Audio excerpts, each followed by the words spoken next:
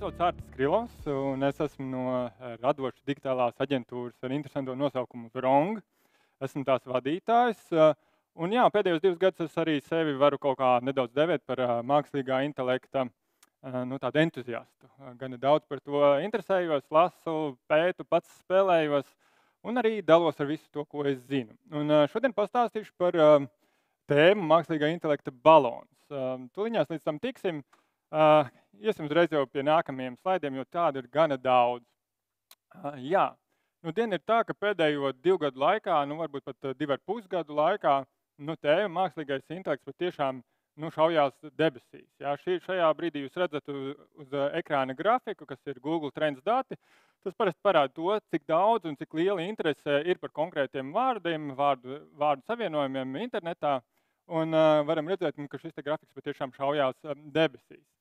Jā, tātad, kā jūs redzat, arī tas pats jau šodien vairāk kārt pieminētais Nvidia, viņa grafiks ir ļoti līdzīgs tam, ko mēs redzējām arī Google Trends datos. Viss šaujās gaisā. Un šajā brīdī, protams, ka visiem rodās jautājums, vai gadījumā šis kaut kur jau kaut kad nav redzēts un piedzīvots, pieņemsim 90. gadu beigās ar tā saucamo .com burbuli. Un, protams, tur tās mācības bija gan sāpīgas. Atcerēsimies gan Cisco stāstus, gan arī citus stāstus. Tur šis grafiks arī gāja uz augšu, un tā tikpat strauji arī krīt uz leju, un patiesībā atkopās vairāk 10 gadu laikā. Protams, es šodien arī neesmu, ja godīgi, finanšu eksperts, lai arī man ir izglītība tiešām finanšu. Es vairāk esmu cilvēks, kurš ikdienā darbojās nozarē un sfērā, kas ir visciešāk saistīta tieši ar mākslīgo intelektu. Ja mēs ticam McKinsey datiem, tad no tām nozarēm, kuras šobrīd ir visvairāk pakļauts mākslīgajam intelektam, kuras visvairāk arī to šobrīd varētu izmantot, tās ir tehnoloģijas, mēdī un telekomunikācijas. Es patiešām nāku no aģentūras, kas būtībā ļoti cieši saistīta ar reklāmu, ar mēdījiem, ar tehnoloģijām. Mums ir viens no lielākajiem klientiem ir telekomunikāciju uzņēmums. Tā kā es patiešām esmu viens no tiem, kas tās frontes pirmajās līnijās patiešām darbojas ar mākslīgā intelekta rīkiem. Un es varu pastāstīt, kā tas izskatās no manas puses. Un tādā ziņā es tiešām negribu nekādā veidā uzņemties to atbildību, jums pārliecināt, vai šajā brīdī ir burbulis, vai viņš sprāgs tieši finanšu tirgos. Es vairāk par lielo tēmu. Un lielajā tēmā mans viedoklis vai redzējums ir tāds, ka mēs varam runāt par mākslīgā intelekta balonu, nevis par burbuli. Un te ir 4 lietas, kas pamato to, ka vismaz manuprāt, pamato to, ka tas ir vairāk izskatās pēc balona. Pirmais, baloni un burbuļi. Baloni parasti ir darināts tā mazliet kreftīgāk, tā pamatīgāk. Tā balona virsma un tas materiāls tomēr nav tāds ziepju burbulis. Un kas man liek par to domāt? Tas ir tieši tas vēsturiskais aspekts. To es bieži arī uzsveru savos stāstos. Jā. Pat ja šķiet, ka varbūt pēdējā pusotra gada laikā tas ātrums, ar kādu attīstās mākslīgais intelekts, tiešām ir milzīgs. Šeit jūs redzat viena no mākslīgā intelekta Midjourney rezultātiem, kas bija pirms pusotra gada un kāds šeit tagad ir decembrī. Tā izaugsme patiešām ir ārprātā strauja. Tur mums vairāk ir tāds, kā es vienmēr saku, tāds mazliet bērnu zīmējums. Šeit mums patiešām ir fotorealisms. Tātad šis ir viens no ģeneratīviem mākslīgiem intelektiem. Tātad angliski tie saucamie tekstu imidži mākslīgais intelekts, kurš ar tekstu uzrakstu, un viņš man rada bildi. Šajā gadījumā mēs jau esam nonākuši pie fotorealisma. Varētu rasties tā sajūta, ka tiešām viss notiek tikai pēdējo pusotru gadu, 2 gadus. Bet tas tā nav. Un es vienmēr mīlu to stāstīt, ka būtībā jau 70 gadus atpakaļ, 1956. gadā, pirmo reizi šī vīru grupa savas vasaras nometnes ietvaros izdomāja parunāties par mākslīgo intelektu. Ja? Tad šis vārdu savienojums pirmo reizi tika salikts 1958. gadā. Man bija interesi arī papētīt, par ko viņi tur runāja.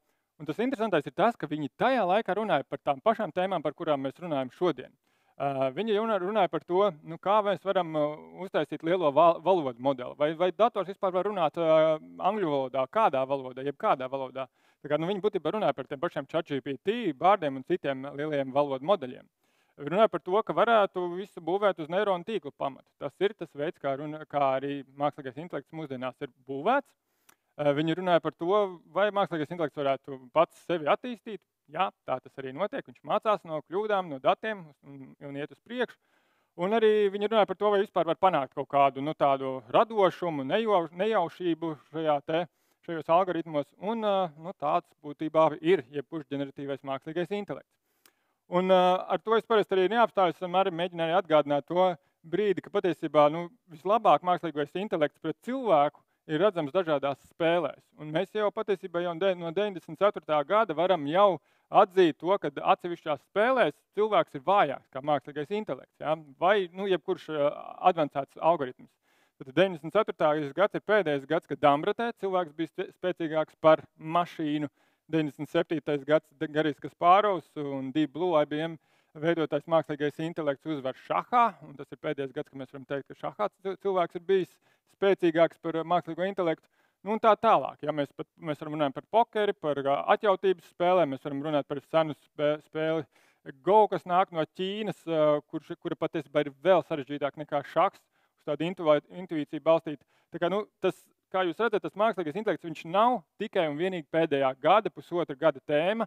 Tas ir ilgus gadus vēsturiski būvēta lieta, kas vienkārši šajā brīdī, kā es gribētu teikt, tiešām ievāc savus augļus. Un tā kā tie pamati ir ļoti, ļoti stingri un pamatīgi. Tāpēc es gribētu teikt, ka tas balons nav tik sprādzienu bīstams, varbūt kā tik plānojams sieniņu, kā kādam varētu likties. Jā, nākamais punkts ir tas, ka tā gaisa pieplūde man šķiet tajā balonā ir mazliet mērenāka, nekā varētu kādam arī šķist.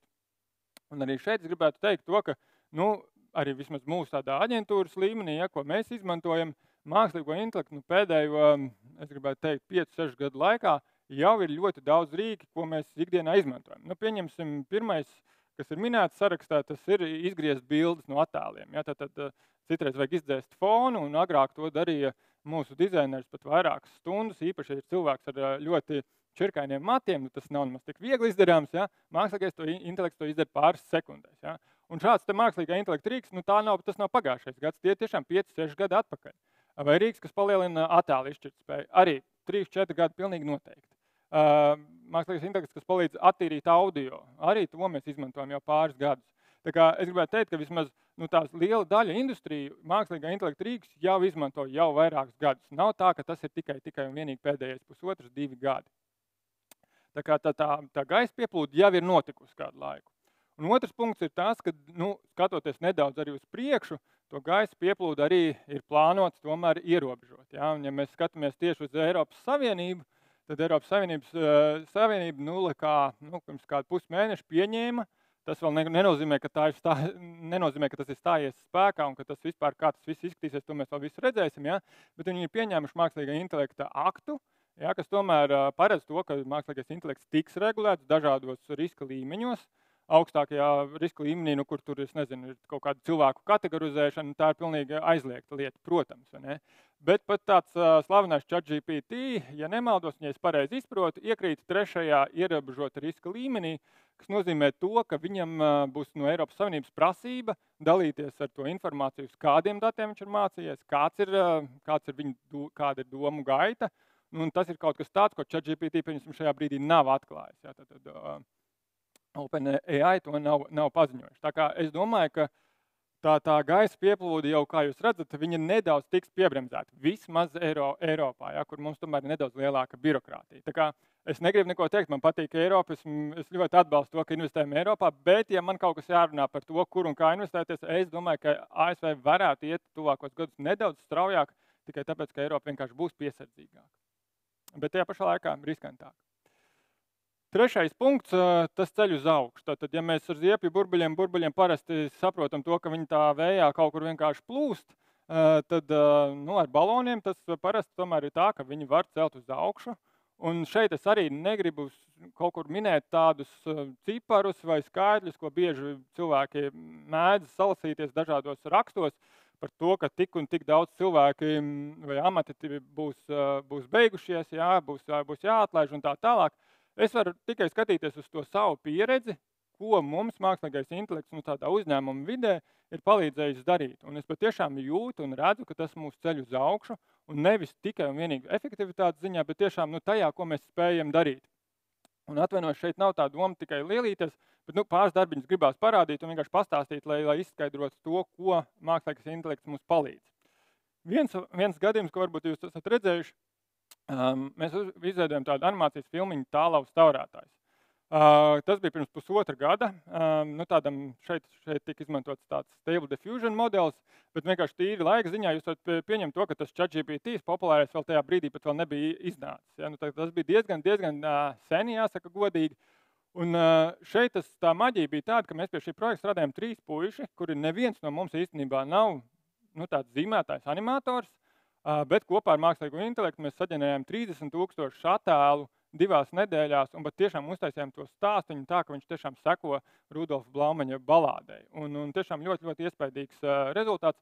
Un tas, ko es gribu teikt, tiešām tā sajūta ir, ka tas ceļ uz augšu, jo neviens no mums to nespēja darīt līdz tam, bet, lūk, pēkšņi mēs to kaut ko tādu spējam izdarīt. Mēs varam zīmēt un veidot animācijas. Tas ir mainījis arī to, kā mēs prezentējam idejas. Agrāk bija tā, ka mēs ejam pie klienta un mēģinām pastāstīt, ko mēs esam iedomājušies. Bet bieži vien klienti, viņiem grūti iztēloties to, ko mēs esam iztēlojušies. Un te mums atkal nāk palīgā mākslīgais intelekts, kur mēs pieņemsim tas, ko šobrīd daram. Mēs nesam jau skices, ko veido mākslīgais intelekts. Pieņemsim, jūs pa kreisi redzat mākslīgā intelekta skici, un tas nekādā veidā nenozīmē to, ka mēs visu materiālu veidosim ar mākslīgo intelektu. Tas, ko mēs daram, beigās mēs ejam, fotografējam un filmējam. Šis ir kadrs jau no gala filmiņas, ko mēs arī filmējām studijā. Un vienkārši tas rezultāts tāpa tikai tāpēc, ka klients noticēja un saprata jau no pirmajām sekundēm, ko mēs vēlējāmies uzbūvēt. Ja? Tā kā arī tas tīri ideju prezentēšanas veids arī ir pilnībā mainījies mums aģentūrā. Arī ir tas, ka ļoti bieži tādos mēs vairs pat publiski nesakam, ka konkrētais materiāls tika veidots ar mākslīgā intelekta palīdzību. Šis ir viens no gadījumiem, piemēriem. Šis klients arī īstenībā ir Lietuvas viens no vienradžiem. Un šeit arī tas uzdevums mums bija pastāstīt par to, ka viņam ir ļoti, ļoti droši mākoņu risinājumi. Tā, ka angliski saka rock solid cloud solutions, tad attiecīgi tas, ko mēs arī darījām ar mākslīgā intelekta palīdzību, nevis paši mocamies vairākas dienas, lai kaut ko tādu izveidot, bet tās īstenībā ir pāris minūtes. Mēs arī vienkārši palūdzam kaut ko šādu savienot ar tajā. Tiešām mākslīgais intelekts ir fantastiski savienot 2 nesavietojamas lietas. Tad attiecīgi viņš šādu te materiālu mums rāda. Un tas mums arī kā aģentūra ir pārmests no tāda, ne tikai tāda servisa aģentūras. Mēs pat esam sākuši veidot savus pirmos produktus. Mums viņus ir viens produkts, kas ir mākslīgā intelekta fotobūda, kur cilvēks uzņem 4 fotogrāfijas un pēc brītiņa saņem 20 un vairāk citas fotogrāfijas ar sevi mākslīgā intelekta interpretācijā. Ja? Tā kā šie visi piemēri nav tikai vienīgi lielīšanās, vienkārši parādīt tos dažādos veidus, kā mēs līdz šim darbojāmies, mēs tagad varam darboties vēl savādāk vai pilnīgi citā līmenī. Arī slavenais deepfakes. Ja? Parasti mēs to asociējam ar kaut ko sliktu. Tā arī ir mākslīgā intelekta tehnoloģija. Šajā gadījumā, pieņemsim, Dāles teātrī 23. novembrī atkal uz skatuves parādījās Eduards Miļģis, uzrunāja visus savējos, arī ar tehnoloģijas palīdzību. Kaut kas, kas līdz tam īsti nebija, vismaz 5 gadus atpakaļ nebija īsti iedomājams. Tā kā tas 3. punkts man bija par to, ka tiešām šis balons nav kā burbulis, kas vienkārši kaut kur peld, tas tiešām spēja celt uz augšu.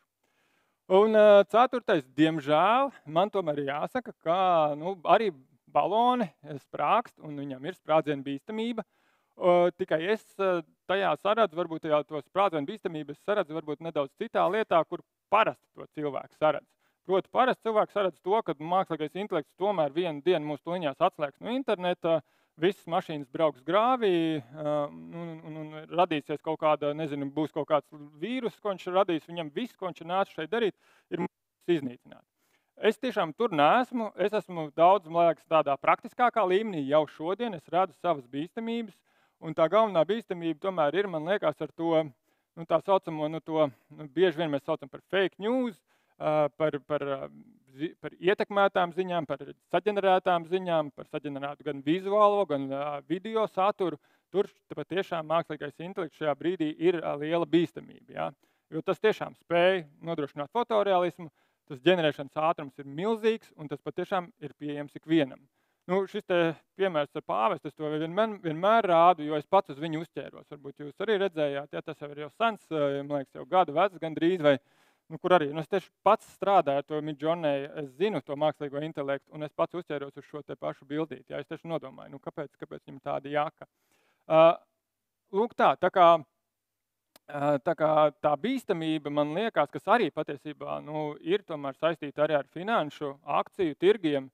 nu, kaut kādā mērā ir jāsaprot, ja, ka kaut kādi politiski procesi, kara procesi patiesībā tiešām ir ietekmējami ar mākslīgā intelekta palīdzību. Šeit es nesaku, ka pats mākslīgais intelekts to darīs, bet tie būs cilvēki, ļauni cilvēki, kas spēj izmantot šo tehnoloģiju savai, nezinu, lai kaut ko īstenot, savus ļaunumus.